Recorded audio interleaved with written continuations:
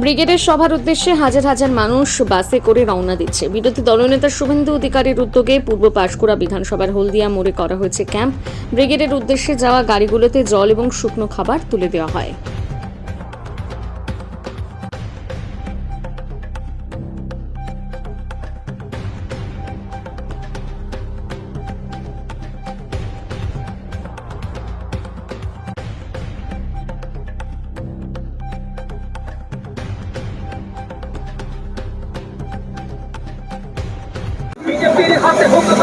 ব্রিগেডের জন্য যে বাসটি আসছে ড্রাইভারকে বলবো বাম দিক দিয়ে আসুন।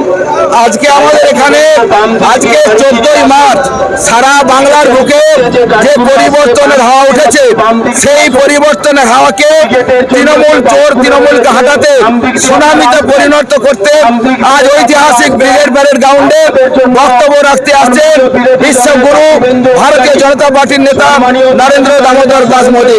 আজকে যারা ব্রিগেডে যাত্রা করছে, আমাদের সমস্ত কার্যকর্তাদের হাতে বিরোধী দলনেতা মাননীয় শুভেন্দু অধিকারী জল ও ছোট টিফিনের ব্যবস্থা করেছে। তাই আমরা এখান থেকে কার্যকর্তাদের গাড়িতে আমরা চলে যাওয়ার চেষ্টা করছি।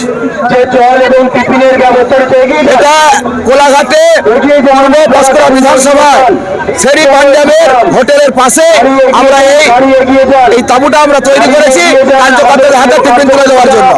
আপনাদের গাড়ির মধ্যে আমার নাম শঙ্কর প্রসাদ সামন্ত, পূর্ব পাঁশকুড়া বিধানসভার ভারতীয় জনতা পার্টির ইনচার্জ।